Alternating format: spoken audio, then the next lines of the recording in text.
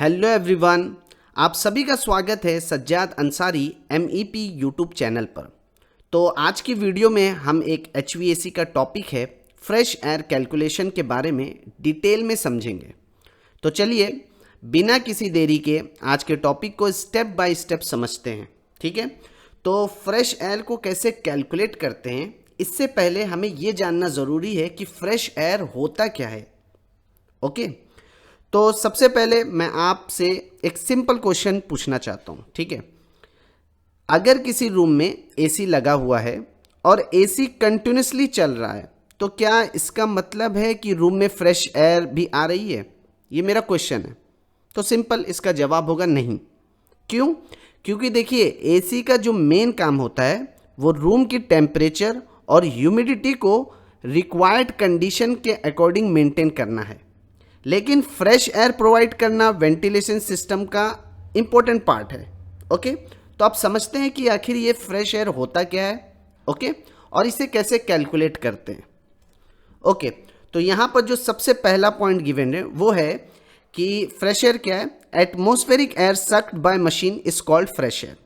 Okay, तो इसे समझते हैं। ओके, तो फ्रेश एयर बेसिकली वो एयर है जो बिल्डिंग के आउटसाइड एटमॉस्फेयर से ली जाती है और वेंटिलेशन सिस्टम के थ्रू बिल्डिंग के अंदर इंट्रोड्यूस की जाती है। फॉर एग्जाम्पल, मान लीजिए हमारे पास एक ऑफिस है। ठीक है, ऑफिस के अंदर जो एयर ऑलरेडी अवेलेबल है उसको अगर AHU रिटर्न डक्ट के थ्रू वापस लेता है और कंडीशन करके रूम में सप्लाई करता है तो वो रिटर्न एयर या रिसर्कुलेटेड एयर है। ओके, लेकिन अगर AHU हमारा जो एयर हैंडलिंग यूनिट है या FCU है, अगर AHU आउटसाइड से एयर लेता है, ओके, तो आउटसाइड से आने वाली एयर को हम क्या कहते हैं? आउटडोर एयर या सिंपली फ्रेश एयर बोलते हैं। सिंपल। तो ये हमारा पहले पॉइंट का मतलब है। Got it. नेक्स्ट पॉइंट है हमारा, fresh air is necessary for both physical and mental health. अब यहां पर एक क्वेश्चन आता है कि फ्रेश एयर की रिक्वायरमेंट क्यों है। देखिए, जब रूम में पीपल ऑक्यूपाई करते हैं तो वो कंटिन्यूसली CO2 प्रोड्यूस करते हैं, है ना। बॉडी हीट रिलीज करती है, मॉइस्चर जनरेट करते हैं, सिंपल, और डिफरेंट इंडोर कंटामिनेंट्स और ओडोर जनरेट करते हैं। जब आदमी रूम में दाखिल होगा तो क्या होगा? सिंपल, ये सारी चीज़ें होंगे। तो अब इमेजिन कीजिए कि एक मीटिंग रूम में 20 लोग बैठे हुए हैं। ओके, 20 पीपल बैठे हैं। अब रूम कंप्लीटली क्लोज्ड है और सिर्फ इंडोर एयर रिसर्कुलेट हो रही है। तो कुछ टाइम के बाद होगा क्या? ऑक्यूपेंट जो होंगे, हमारे जो पीपल होंगे, सो ऑक्यूपेंट को फील हो सकता है यार रूम की एयर हैवी लग रही है। यहाँ वेंटिलेशन इंपॉर्टेंट हो जाता है तब। ओके, तो फ्रेश आउटडोर एयर इंट्रोड्यूस करने से इंडोर कंटामिनेंट को कंट्रोल करने में हेल्प मिलती है और एक्सेप्टेबल इंडोर एयर क्वालिटी यानी इंडोर एयर क्वालिटी मेंटेन करने में हेल्प मिलती है। सिंपल। ओके, तो ये असल मकसद है फ्रेश एयर प्रोवाइड करने का। अब यहाँ पर एक पॉइंट है, in some building if indoor air is recirculated due to which impurity may be breath in again and again which include indoor pollution and higher level of carbon dioxide level. ये point मैंने अभी आपको discuss किया है कि कुछ building में होता क्या है। इस पॉइंट का मतलब क्या सपोज करिए, सपोज एक रूम में 15 लोग बैठे हुए हैं, 15 पीपल बैठे हैं। एयर फ्लो कुछ ऐसे है, सपोज रूम से एयर रिटर्न जा रही है AHU को और फिर AHU से कूलिंग कॉइल से गुजरते हुए कंडीशन एयर हम रूम में सप्लाई कर रहे हैं। ओके, तो सपोज करिए एक रूम में 15 लोग बैठे हैं। अगर सिस्टम में सफिशिएंट आउटडोर एयर नहीं आ रही है तो वही इंडोर एयर बार बार सर्कुलेट होती रहेगी। इस प्रोसेस को हम रिसर्कुलेशन कहते हैं। ठीक है, लेकिन एक इंपॉर्टेंट प्रोफेशनल पॉइंट यहाँ पर क्या है कि recirculation itself is not bad. Means actually HVAC system में रिसर्कुलेशन बहुत कॉमन है, क्योंकि पूरी एयर को हर बार आउटसाइड से ला कर कंडीशन करना एनर्जी के लिए एक्सपेंसिव हो सकता है। तो प्रॉब्लम तब होती है जब required outdoor air adequate quantity में प्रोवाइड नहीं हो रही हो। ओके, तो उससे तमाम किस्म की जो है प्रॉब्लम होती है। बार बार आप अगर वही एयर को जो रूम में है उसको ट्रीट करेंगे और फिर भेजेंगे तो क्या होता है, बहुत सी प्रॉब्लम होती है जो मैंने इसके पिछले पॉइंट पे डिस्कस किया था। क्या प्रॉब्लम होगी? मैंने बताया था कि जब लोग अंदर होते हैं रूम में, तो आपको पता है कि CO2 प्रोड्यूस करते हैं, बॉडी हीट रिलीज करती है, मॉइस्चर जनरेट करते हैं और डिफरेंट इंडोर कंटामिनेंट और ओडोर जनरेट करते हैं। ओके, तो इससे बहुत सारी हेल्थ प्रॉब्लम होती है। ठीक है, तो इसलिए हम फ्रेश एयर प्रोवाइड करते हैं। अब यहाँ पर देखिए एक पॉइंट लिखा है, this create poor indoor air quality. इसकी वजह से होता क्या है, जो एयर की क्वालिटी होती है वो बहुत ही पुअर हो जाती है। Okay, is it clear? तो इसलिए हम करते क्या है, बिल्डिंग के अंदर की जो एयर ऑक्यूपेंट के लिए कितनी क्लीन, हेल्थी और एक्सेप्टेबल है, उसको ब्रॉडली इंडोर एयर क्वालिटी से कॉन्टेक्स्ट में समझा जाता है। अगर वेंटिलेशन सपोज करिए इनसफिशिएंट है, ओके, ओडोर एक्यूमुलेट हो रहे हैं और ह्यूमिडिटी प्रॉपरली कंट्रोल नहीं है, तो इंडोर इन्वायरमेंट अनकंफर्टेबल हो सकता है और पुअर इंडोर एयर क्वालिटी की प्रॉब्लम आ सकती है। Okay, simple. तो इसीलिए फ्रेश एयर हम प्रोवाइड करते हैं जिससे ये प्रॉब्लम ना आए। और यहाँ पर एक पॉइंट है, टू अवॉइड दिस करना क्या होता है हमें, fresh air is supplied as per the number of occupant and the area of this space. Got it? इस चीज़ को, ये चीज़ ना हो, एयर की जो क्वालिटी हो वो कमज़ोर ना पड़े, उसके लिए हम फ्रेश एयर प्रोवाइड करते हैं। Got it? अब अगर हम देखेंगे अकॉर्डिंग टू एशरे 62.12004, यहाँ पर according to this ventilation standard हमारे पास एक फॉर्मूला है फ्रेश एयर कैलकुलेट करने के लिए। फॉर्मूला क्या है? Fresh air in CFM means cubic feet per minute. ये एक इंपीरियर यूनिट है। ओके, फॉर्मूला है fresh air is equal to CFM per person into number of people plus CFM per square feet into area.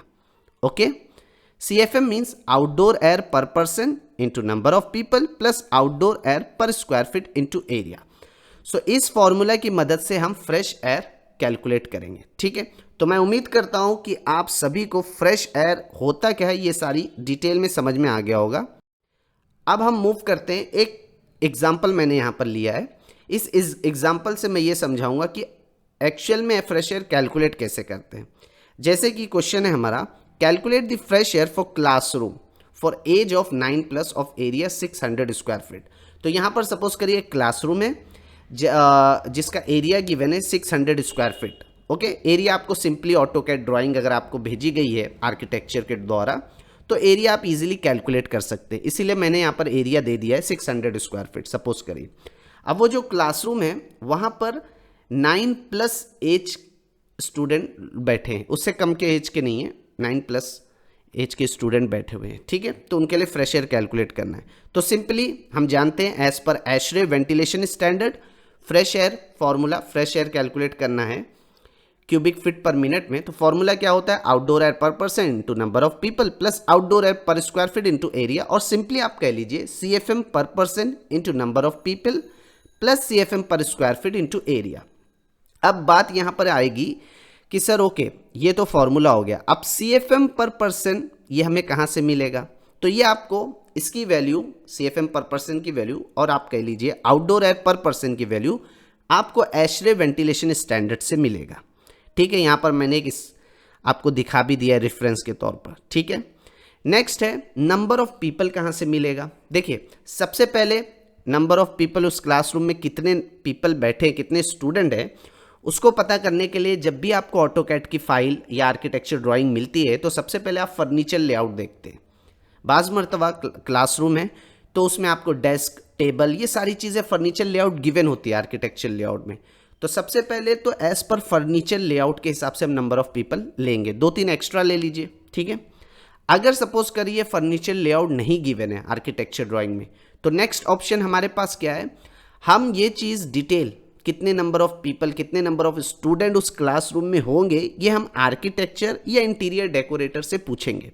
अगर उनके पास भी ये information नहीं है तो लास्ट ऑप्शन हमारे पास होता है कि एशरे वेंटिलेशन स्टैंडर्ड की मदद से हम number of people find out करेंगे। कैसे फाइंड आउट करेंगे ये हम अभी देखेंगे। ठीक है, सेम वे नेक्स्ट है CFM पर स्क्वायर फीट, तो ये भी आपको एशरे वेंटिलेशन स्टैंडर्ड से मिल जाएगा। और एरिया तो ऑलरेडी इजी है, आपको आर्किटेक्चर ड्राइंग से मिल जाएगी। जैसे हमारे फॉर्मूले में एरिया गिवन है 600 सॉरी हमारे क्वेश्चन में एरिया गिवन है 600 स्क्वायर फीट। Got it. तो अब देखते हैं। सो सिंपली यहाँ पर मैंने आपको एशरे वेंटिलेशन स्टैंडर्ड से जब आप ओपन करेंगे minimum ventilation rate in breathing zone, ठीक है, तो यहाँ पर आपको ये टेबल दिखेगा एशरे वेंटिलेशन स्टैंडर्ड में। अब इस टेबल में आप देखेंगे सबसे पहले, और कोशिश करिए यहाँ पर देखिए ऑक्यूपेंसी कैटेगरी गिवन है, तो यहाँ पर आपको बहुत सारी करेक्शनल फैसिलिटी, एजुकेशनल फैसिलिटी और बहुत से फैसिलिटी दिखेंगे। आप अपने रिक्वायरमेंट के हिसाब से, यहाँ पर मैंने एक स्क्रीनशॉट ले लिया आपको समझाने के लिए। तो हमारी रिक्वायरमेंट क्या है, एजुकेशनल फैसिलिटी में हमारे पास क्लासरूम है, एज 9+ स्टूडेंट वहाँ पर बैठे हुए हैं। तो इनके अकॉर्डिंग आप जब देखेंगे यहाँ पर CFM पर परसेंट वैल्यू गिवन है 10 as per ASHRAE ventilation standard, और CFM per square feet value भी गिवन है हाउ मच 0.12। ये दो वैल्यू आपको यहाँ से मिल जा रही है।